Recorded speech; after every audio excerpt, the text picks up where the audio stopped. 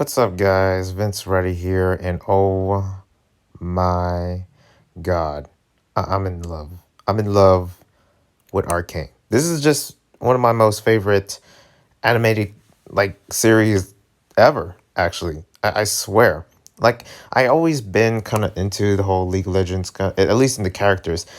I just found out, I think yesterday, that League of Legends has like hundreds of characters, hundreds, like too many to count. Pretty much most of them. Like more interested in the human characters, which this show is based off, and of course, the non-human characters are okay as well. I didn't really see fiddlesticks in this one, but I remember Himmendinger is okay, and also that robotic character in the panel was so good, and especially for most of these characters in this series is just very captivating. It's so interesting, and also just there's some elements of it that remind me of something. Like some of it reminds me of like Borderlands, and also a bit of it sort of has that sense and feeling, almost like sort of like a badass version of like Life is Strange or something like that, or that kind of setting itself. But for Arcane, I love the show so much. I'm just absolutely obsessed of the world and the characters and where they at, especially the growth from where they came from, the origin, and now who they are. There's so many pinpoints of this show that I do like, and I really can't put them all in one video. But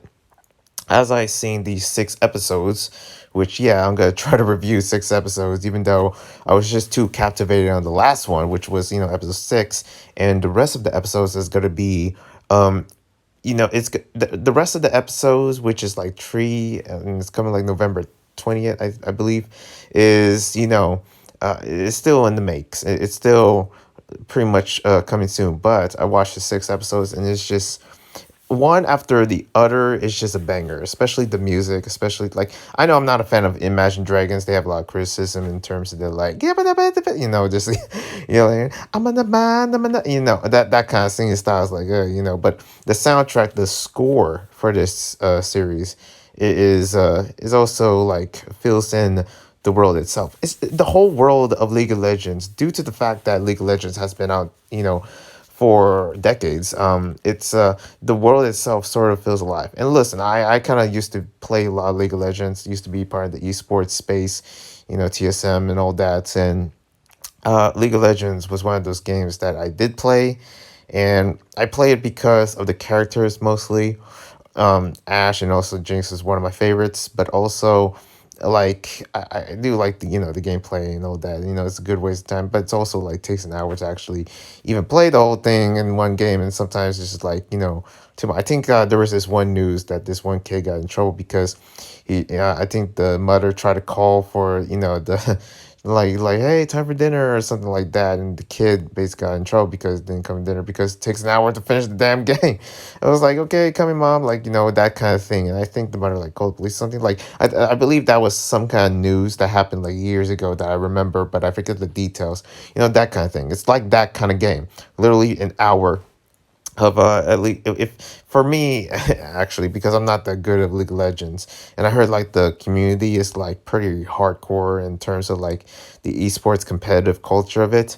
And I heard also it's popular in Korea and all that. But for this one, the same thing, how I was so captivated with Kata. I'm not into K-pop, but Kata was actually one of the bands, K-pop bands that they, League of Legends played out of, and pretty much puts in a whole different audience. I guess for Arcane puts a different audience as well. And also Riot Games are just doing a bunch of big stuff. They did something in a collab with Switch in terms of their Switch Direct, but it's all games from Riot Games. So all stuff from the League of Legends world. So League of Legends basically is just out of nowhere just climbing back up. There's something about that where I'm just how? How is that even possible? But for Arcane, the visuals, especially the lighting of these two different worlds, where it's the richer place and also the underground, is sort of interesting concept of how they cross between paths, and also how Heztech, or I think that's what it's called,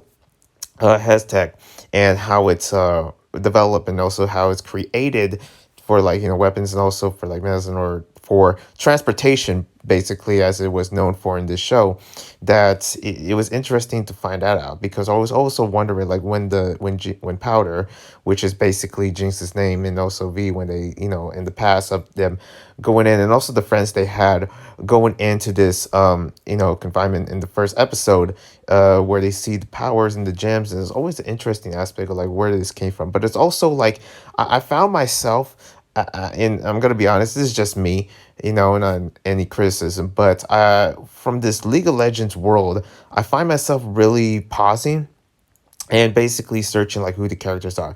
And I had to watch, like, I remember watching this like almost an hour video of like discovering every single League of Legends character. And it is too much. There's a lot of characters, and it kind of got like pretty much I got sidetracked, and I was like watching it like, okay, I'm gonna just come back to it, and I come back to it 3 times basically just to get caught up on like who the characters are, who Victor is, who Singed is, the bad guy as you see in here, and who is Kathleen, who, like, I try to get, because I only know like, V, Ash, and Jinx, and not a lot basically, Blitz, Crank, or just or Calzac, or who else? Like, of course, Fiddlesticks, and Darius. I don't really know every character because there's that too much. At least with Overwatch, I actually know all the characters in terms of like, because all of them being memorable and having their own style and stuff like that. And this one also has its own style. This one also was pretty unique as well. But there was just too much. There was too much like, mutant characters that are just like, basically animals, but they also had like an interesting story as well. And it's pretty, understandable that every character couldn't have their own storyline. And that's why I believe that League of Legends Arcane might start off in like season 1, but how many seasons will it go through? Discovering the world, where the adventures of V and Jinx, if they do get together, actually, because this story is basically about, the sisterhood between Jinx and V. And it's so interesting in that way. I mean, also like finding out who Jace is interesting, who Singed is, and who was Blader as well, and also like finding out like Caitlyn, like how her, like each story pretty much plays that well. In our opinions, like it's good as it was made for this show. Nice, and as they keep it like I guess somewhat short, but also they come back into different elements, especially through Jinx's. And it kind of made me realize, like, knowing that Jinx sort of have like the, it reminds me of a little bit like Harley in a way, to be honest. And I think many, people might find that out. But for Jinx, like, it was interesting how that she was like this crazy character, and how she almost has like this very Johnny Depp, you know, vibe almost in a way. And V was just, a badass, uh like Ronda Rousey, like almost like a, mixed martial artist fighter girl, like, tomboy. And that's what I guess I see V very more, basically more muscular, more I guess more manlier than any other male character in this show. And that's like V is almost like just the tough one, the one that is like pretty much the muscle, the most strongest. And as you can see here in this picture, she kind of almost dominates the whole entire cast in a way, due to how strong and motivated and willing she is.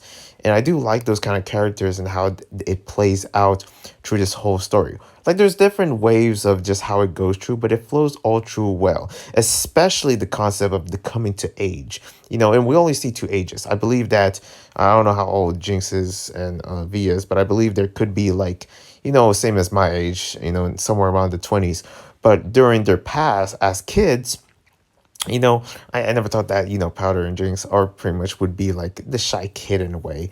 But I also like how, they play the elements of Powder being this, like, having sort of this, still having these, like, what is it called? There's a certain way to call it. I forget what it's called. I really can't picture it. It's some kind of like, schizophrenic or something like that that she has, and it still carries her as she grows up, and especially how it affects her in terms of her battling, and also how she deals, or basically how she kills. And we see V and how still willing she is, and how strong, and also how she really, is of like especially her sense of revenge and how she's willing to fight no matter what the cost and all that. And a lot of the characters as well. I mean, basically, V and Jinx are just like the main characters that are just the most interesting. But I want to see more, like especially more of Echo. Especially sure enough, Benzo, who he was, and or maybe like more of Arula or Aurora or something. The girl on top basically, and Jace's GF, and also like just the rest of the cast as well. So, especially finding out who Victor was interesting. How he was this kid that basically only cared about his discoveries, inventions, and what he can actually achieve in his mind of technology. And seeing the rest of this and how the whole world was built was very captivating, and I really do enjoy it. I don't know, I find myself really wanting to actually walk around this world and find out, like, discovering who, like, what it means to actually be in this universe, which I think it's called Arcane, but it's this universe that I just couldn't stop really be captivated by. And also, we saw a cameo of like the Imagine Dragons in there. That was funny to watch. I swear, I was like, "What is this?" And also, I like how it's a very, it's not. There's no like agenda or anything that really holds it back. There's no, like, because I guess no Netflix is sort of known for that. There's like certain waves of this show that you're gonna see and how it affects, and also the returning characters one after another. I just love that. I just love how we get to see the other characters and how we're basically reminded of the characters and especially who they are. And we see others' motivations. We see Sinja's past. We see, V's past as well, and especially Jinx and all the trauma that she's been through and how she became, the villain she is, or, stuff like that. Just certain areas around the show that personally I really wish I can talk about more. But what I'm able to, especially how many things that I'm trying to get, the certain review points that I have for the show, like I'm just doing this off the dome, and this is all I have to give for this review. But I absolutely adore the show, and I can only imagine what's gonna happen in November 20th with the rest of the other three episodes that is gonna come. But it's just like, even though, like, I don't know, I get this feeling like this is sort of the most perfect kind of like game show that I have, video, like there has never been a good video game slash movie slash show, and I feel like this is one of the best ones that is so well done. And I feel like if this was ever a movie, it would be that good as well, but it wouldn't be like capturing much of what it needs, because I feel like you need several episodes to really, capture most, especially how this show really brings all that together and how it really introduces its characters as it comes to age. I love Jinx's introduction, especially coming back as she is now. Oh, here's Jinx, the one character you see. And it's just like, you also see the other characters that are many people that they love, see V as well, that prison like breaking, like, and how like she was like introduced to herself, and especially the way how the whole setting and the sound and the environment they're in really brings that all together. It just unfolds artistically very well. And I don't know, there's just so much of this that I just love, and I just really am interested to see more of the characters and more of what this world brings. Other than that, that's my review, that's my thoughts. And yeah, I just I really I really find myself finding, I guess, a masterpiece that I can just watch, like, repeatedly all the time. And I just never thought I found that in Netflix. But for League of Legends, there's just something about League of Legends, it being a free mobile game, that it's something that is just captivating because of the characters and everything else. I feel like there's nothing anything, other than like nothing like it.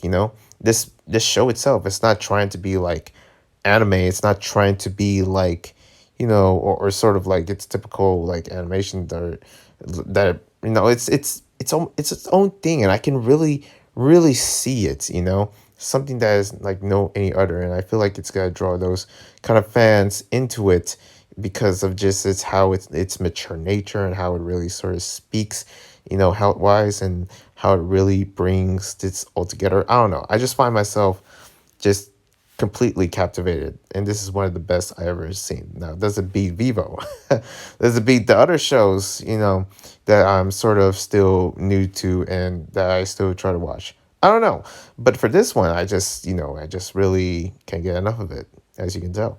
Other than that, I'll see you when I see you. One love, peace.